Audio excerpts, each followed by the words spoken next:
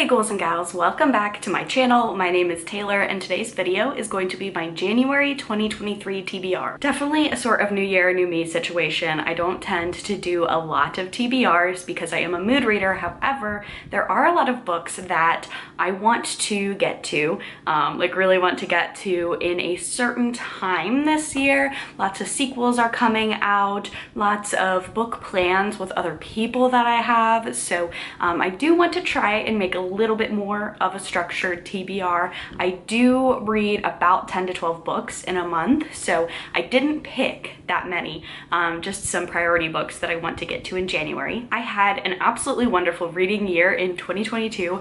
I'm worried now that I said January 2022 TBR, January 2023 TBR, but 2022 was a great reading year for me. I read 150 books, which was surprisingly easy for me, just with the amount of reading that I wanted to do. And my mental health greatly improved in 2022. And I think that really showed in my reading, was that I was able to read so much more because my mental health was better, which is great. So without further ado, I'm very excited for 2023. Let's talk about some books. Now, first off, we're going to be starting the year off very strong because I want to reread one of my favorite books of all time, The Priory of the Orange Tree by Samantha Shannon. The second book, or really it's a prequel, but you can read them in any order. I believe Samantha Shannon has said that it's going to be a series that you can pick up at any point in time. It's more of like a cycle than an actual series. So the second book comes out in February and it is set before this one, but I just want to dive back into this world. I absolutely love this book. Very high fantasy sort of story. This book definitely has a special place in my heart because this was the first epic fantasy that I read that just had so much queer rap, so much normalized queer rap, and that was just so important for me in my own personal journey and in my reading journey to read and discover. So I can't wait to reread this one in preparation for A Day of Fallen Night that comes out in February. This is very long, so that's why I want to make sure I get to it before February, have just the world fresh in my mind before I get to it. Very chunky fantasy, very bad. I should not be as bad as describing fantasy books because I read them all the time, but this is essentially, we have a world that's very divided into East and West, and we have different cultures and their views of dragons and different types of dragons. We have a queen struggling with her heritage and her struggles in trying to create an heir, and then we have an ancient enemy that is arising as well. So I really love this. Can't wait to reread it. Next book on my TBR, I don't have it yet because it does come out in January, but I did reread this book in December, so that's gonna be Ninth House. The second book, Hellbent, comes out this month. I am so excited. This book came out in 2019. It became one of my favorite books of all time. A little bit of a theme here for this TBR, but I'm so excited to get to the second book. So that's going to be, just pretend this is a white and or red book. I haven't decided what edition I'm getting yet, with a rabbit on the cover. I'm very excited.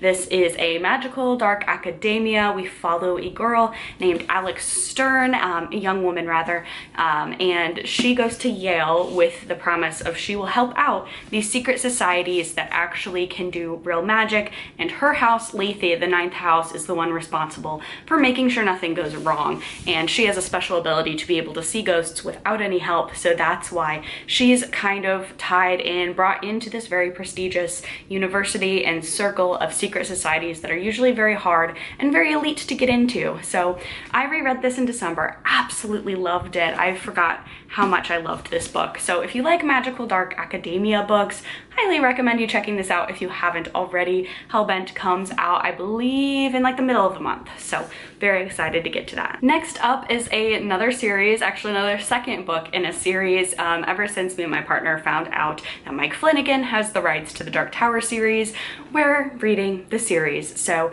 we've both read the first book in this series, The Gunslinger. And in January, we'll be reading The Drawing of the Three. I'm very excited, also very confused. This just always confused me. I have to make sure that this is the Dark Tower 2. Yes, because it has 3 in the title. So that always confuses me a little bit. But this is a Western, also fantasy, and I'm not really sure where it's going yet, but I'm excited to figure it out. Love Stephen King. I really like this copy of the book that I have, because it does have like full color illustrations in it. It's a floppy paperback. Very excited. I thought The Gunslinger was okay. I've heard that the series goes in a very different direction and gets so much better after the first book, so fingers crossed. Looking forward to checking this out, and I'll let you know how I feel. I'm really hoping, since I do like Stephen King, I do like Mike Flanagan, that I actually do enjoy this entire series so that I can enjoy the adaptation as well. The next book that I have is also a buddy read, me and my family. So my parents, my sister, my sister's fiance, my brother, my other sister, me, and my partner, we're all going to be trying to do a family book club. We've never attempted this before, but we're all big readers, so I think our first pick for the month of January, we're going to be doing like a bi-monthly book club. Very excited about that, just because we're all so spread out as me and more of my siblings keep growing up and leaving the house. So we're kind of trying to do this thing where we'll read one book every 2 months, have a family FaceTime and talk about the book, and also just have that as an excuse to catch up. So we'll be reading The Hobbit in January and February. I'm very excited. Most of us have read it before, some of us have not. We're all pretty big fantasy people, and I do remember really loving this when I had to read it in 8th grade for school. So yeah, I feel like this doesn't need much of an explanation, but I am very excited to read it because I haven't been back to the world of The Hobbit in a while.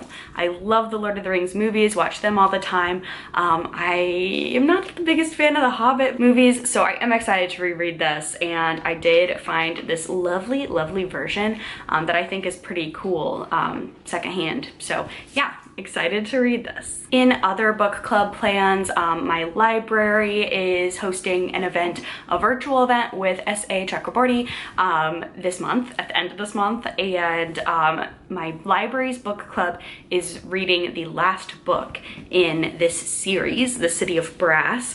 I've never read it. I've never read any of the series. I've wanted to for such a long time. It was such like a big fantasy staple a couple of years ago in BookTube specifically, and we're having that event at the end of the month. I'd really like to attend and just have a feel for the author's work when I attend. So I would also like to read The City of Brass. This is going to be a very chunky fantasy month for me, but I'm excited. I don't know much about this one. I know a lot of people love it. I also know this author is coming out with a new fantasy series, I believe, this year. So yeah, time to check this out, give this author a try. If I'm very ambitious, I might try and read the entire trilogy before the event, but we'll just have to see like what I think of the series in general. And then last but not least, I'm trying not to hoard as many library books in 2023 as I did in 2022. I want to get to them in like a more timely fashion than I have been. So I did pick The Hollow Kind as my library pick of the month to finish. So this is by Andy Davidson. This is a horror. I believe it's a haunted house story.